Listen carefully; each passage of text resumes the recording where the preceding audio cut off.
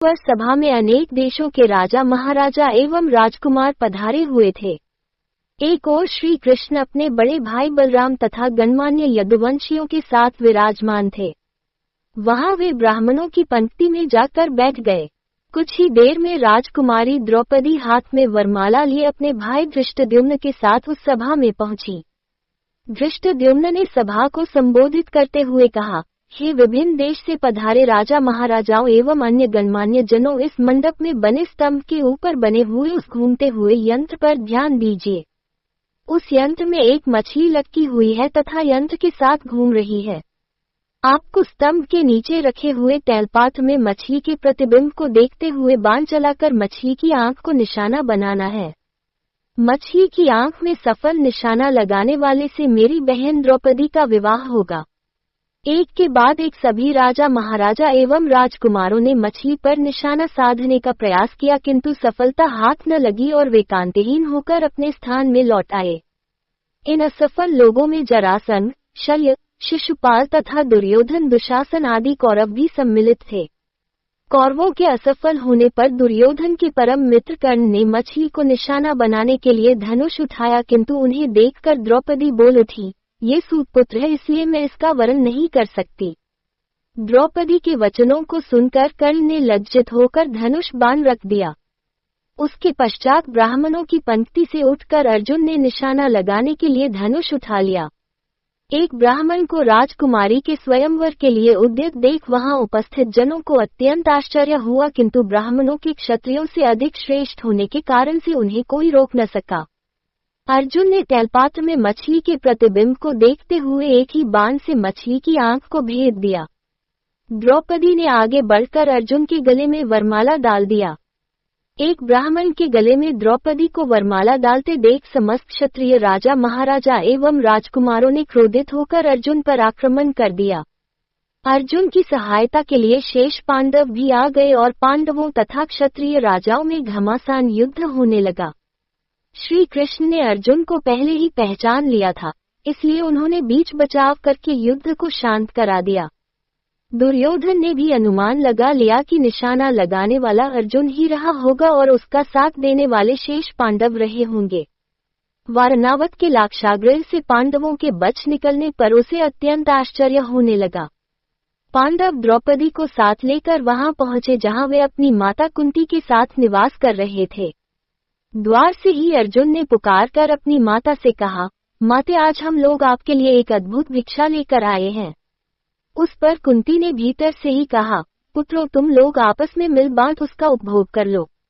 बाद में ये ज्ञात होने पर कि भिक्षा वधू के रूप में है, कुंती को अत्यंत पश्चाताप हुआ, किंतु माता के वचनों को सत्य सिद्ध करने के लिए कुंती ने पांचों पांडवों को पति के रूप में स्वीकार कर लिया। पांडवों के द्रौपदी को साथ लेकर अपने निवास पर पहुंचने के कुछ काल पश्चात उनके पीछे पीछे कृष्ण भी वहां पर आ पहुंचे। कृष्ण ने अपनी बुआ कुंती के चरण स्पर्श करके आशीर्वाद प्राप्त किया और सभी पांडवों से गले मिले। औपचारिकताएं पूर्ण होने के पश्चात युधिष्ठिर ने कृष्ण से पूछा, हे द्वारिकाधीश, आपने हमारे इस अज्ञातवास में हमें पहचान कैसे लिया? कृष्ण ने उत्तर दिया, भीम और अर्जुन के पराक्रम को देखने के पश्चात भला मैं आप लोगों को कैसे न पहचानता। सभी से भेंट मुलाकात करके कृष्ण वहां से अपनी नगरी द्वारिका चले गए। फिर पांचों भाइयों ने भिक्षावृत्ति से भोजन सामग्री एकत्रित किया और उसे लाकर माता कुंती के सामने रख दिया। कुंती ने द्रौपदी से कहा, देवी, इस भिक्षा से पहले देवताओं के अंश निकालो, फिर ब्राह्मणों को भिक्षा दो, तत्पश्चात आश्रितों का अंश अलग करो। उसके बाद जो शेष बचे उसका आधा भाग भीम को और शेष आधा भाग हम सभी को भोजन के लिए परोसो। पतिव्रता द्रौपदी ने कुंती के आदेश का पालन किया। भोजन के पश्चात कुशासन पर मृगचर्म बिछाकर वे सो गए। द्रौपदी माता के पैरों की ओर सोई। द्रौपदी के स्वयंवर के समय दुर्योधन के साथ ही साथ द्रुपद, धृष्टद्युम्न एवं अनेक अन्य लोगों को संदेह हो गया था कि वे ब्राह्मण पांडव ही हैं। उनकी परीक्षा करने के लिए द्रुपद ने धृष्टद्युम्न को भेजकर उन्हें अपने राजप्रासाद में बुलवा लिया। राजप्रासाद में द्रुपद एवं धृष्टद्युम्न ने पहले राजकोष को दिखाया, किंतु पांडवों ने वहां रखे रत्नाभूषणों तथा रत्न माणिक्य आदि में किसी प्रकार की रुचि नहीं दिखाई। किंतु जब वे शस्त्रागार में गए तो वहां रखे अस्त्र शस्त्रों उन सभी ने बहुत अधिक रुचि प्रदर्शित किया और अपनी पसंद के शस्त्रों को अपने पास रख लिया। उनके क्रियाकलाप से द्रुपद को विश्वास हो गया कि ये ब्राह्मण के रूप में योद्धा ही हैं। द्रुपद ने युधिष्ठिर से पूछा, हे आर्य, आपके पराक्रम को देखकर मुझे विश्वास हो गया है कि आप लोग ब्राह्मण नहीं हैं। कृपा करके आप अपना सही परिचय दीजिए। उनके वचनों को सुनकर युधिष्ठिर ने कहा, राजन, आपका कथन अक्षर सत्य है। हम पांडु पुत्र पांडव हैं। मैं युधिष्ठिर हूँ और ये मेरे भाई भीमसेन, अर्जुन, नकुल एवं सहदेव हैं। हमारी माता कुंती आपकी पुत्री द्रौपदी के साथ आपके महल में है। युधिष्ठिर की बात सुनकर द्रुपद अत्यंत प्रसन्न हुए और बोले, आज भगवान ने मेरी सुन ली।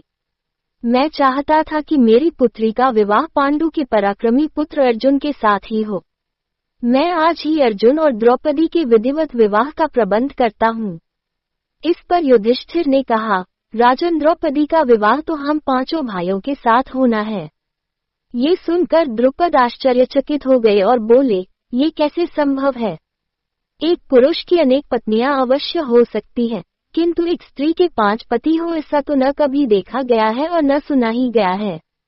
युधिष्ठिर ने कहा, राजन, न तो मैं कभी मिथ्या भाषण करता हूँ और न ही कोई कार्य धर्म या शास्त्र के विरुद्ध करता हूँ।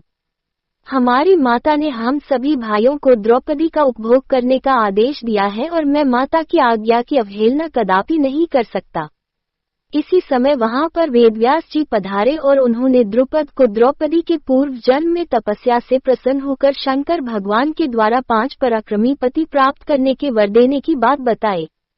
वेदव्यास जी के वचनों को सुनकर द्रुपद का संदेह समाप्त हो गया और उन्होंने अपनी पुत्री द्रौपदी का पाणिग्रहण संस्कार 5 पांडवों के साथ बड़े धूमधाम के साथ कर दिया। इस विवाह में विशेष बात ये हुई कि देवर्षि नारद ने स्वयं पधार कर द्रौपदी को प्रतिदिन कन्यारूप हो जाने का आशीर्वाद दिया। पांडवों के जीवित होने तथा द्रौपदी के साथ विवाह होने की बात तेजी से सभी ओर फैल गई। हस्तिनापुर में इस समाचार के मिलने पर दुर्योधन और उसके सहयोगियों के दुख का पारावार न रहा। वे पांडवों को उनका राज्य लौटाना नहीं चाहते थे, किंतु भीष्म, विदुर, द्रोण आदि के द्वारा धृतराष्ट्र को समझाने तथा दबाव डालने के कारण उन्हें पांडवों को राज्य का आधा हिस्सा देने के लिए विवश होना पड़ गया। विदुर पांडवों को बुला लाए। धृतराष्ट्र, द्रोणाचार्य, कृपाचार्य, विकर्ण, चित्रसेन आदि सभी ने उनकी अगवानी की और राज्य का खांडव वन नामक हिस्सा उन्हें दे दिया गया। पांडवों ने उस खांडव वन में एक नगरी की स्थापना करके उसका नाम इंद्रप्रस्थ रखा तथा इंद्रप्रस्थ को राजधानी बनाकर राज्य करने लगे। युधिष्ठिर की लोकप्रियता के कारण कौरवों के राज्य के अधिकांश प्रजाजन पांडवों के राज्य में आकर बस गए।